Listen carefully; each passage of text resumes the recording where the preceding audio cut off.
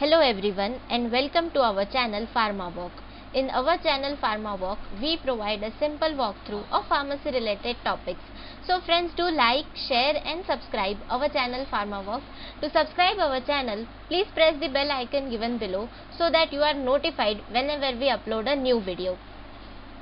So friends, today we are going to learn about a very simple term that we use in our day-to-day life called as allergy.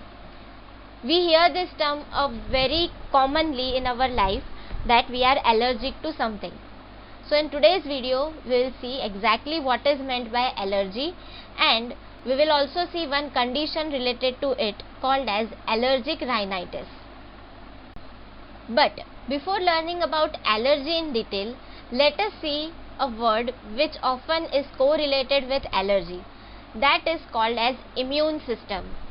So immune system is actually the defensive mechanism of our body which protects us from various harmful foreign particles like microorganisms that are there in our surrounding environment.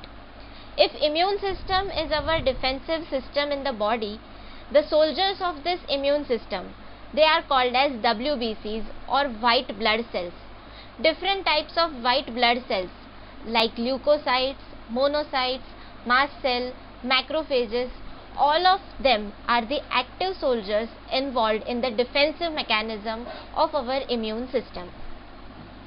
So to conclude, our immune system is active in protecting us from harmful substances present in the environment like bacteria and viruses and other microorganisms. It continuously fights with them so as to protect our body from them. But what happens when our immune system reacts to the harmless substances present in the environment? Such harmless substances can be dust, pollen grains or any food materials that are available in our environment. Such a response of our immune system can be called as an allergic response. Thus, we can define allergy as an overreaction or hyperresponse of our immune system to normally harmless substances present in the environment called as an allergen. These allergens are generally harmless substances present in the environment, but these allergens can lead to an allergic response to a person who is allergic.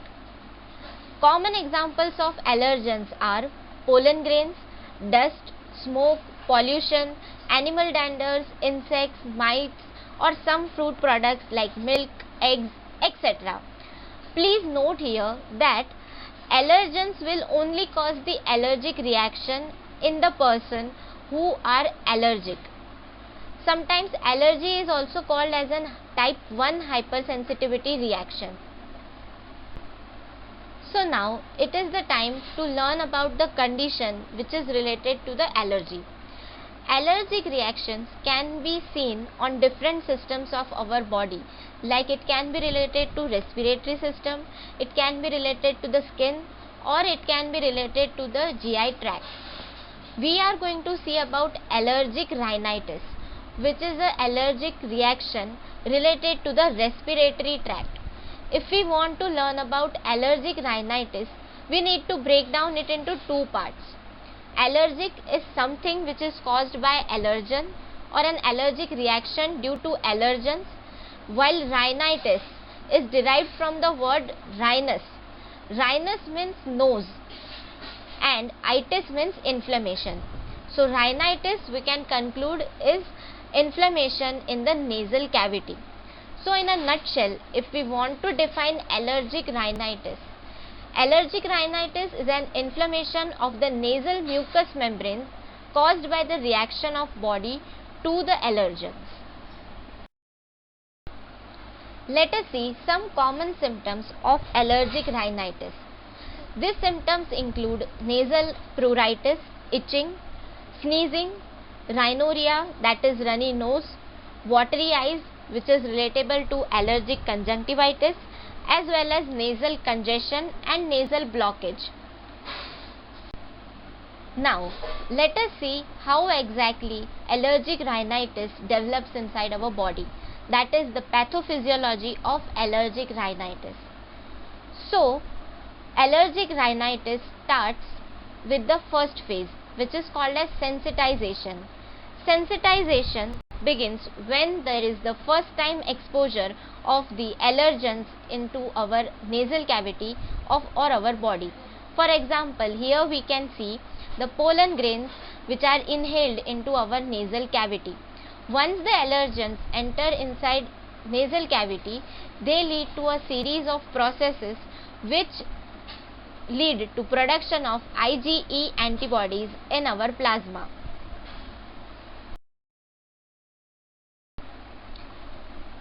This overproduced IgE antibodies in turn attach to the surface of the mast cell.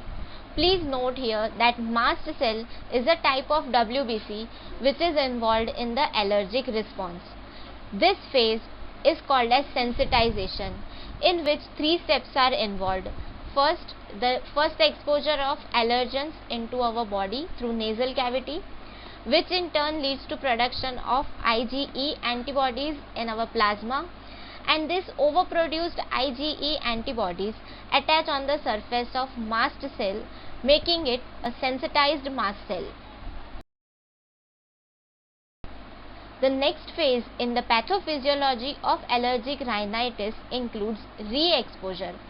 Now, when the same allergen again comes into the contact of our body through nasal cavity, it will directly go and attach to the IgE antibodies present on the surface of mast cell.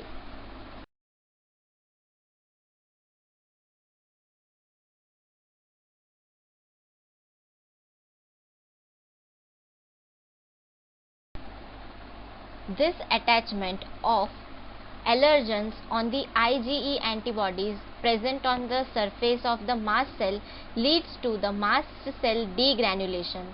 That is, the granules present in the mast cell are released out, leading to release of two chemicals responsible for allergic reaction, that is histamine and leukotriene.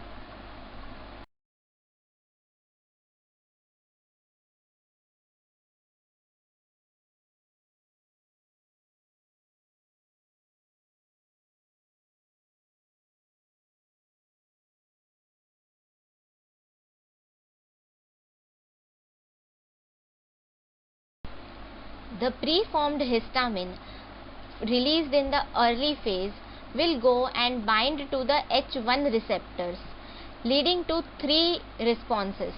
One, vasodilation, which will lead to increase in mucus secretion in the nasal mucous membrane, and irritation in the sensory nerve endings present in the nasal cavity. As a result, we see three symptoms in allergic rhinitis, that is rhinorrhea, runny nose, redness in the nasal on the nasal cavity, itching, nasal pruritus, and sneezing. This all includes the early phase of allergic rhinitis, that is 1 to 2 hours after the re-exposure of the allergens. In the next step, leukotrienes are formed from various cells as well as the mast cells, and leukotrienes go and bind to the LT1 receptors, leading to nasal congestion. Nasal congestion is a result of 1000-fold increase in the nasal secretion as well as the inflammation in nasal mucous membrane. This leads to the symptoms of allergic rhinitis like nasal congestion, blockade, and nasal inflammation. These all symptoms are included in the late phase of allergic rhinitis, which starts after early phase and can be for 24 hours or few days also.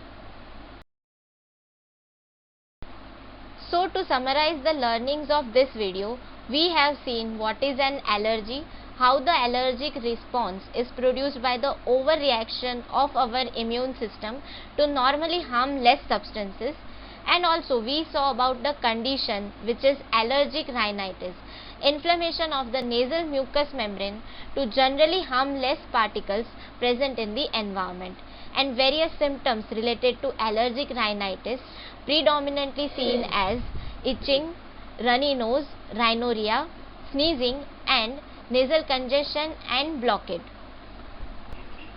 So thank you everyone for watching the video till the end. Hope you enjoy the learnings, and also again requesting you to like, share and subscribe to the channel PharmaWalk for more interesting videos and amazing facts. Also do mention in the comments below that what you are allergic to and what are your symptoms of allergy. Thank you and have a happy learning.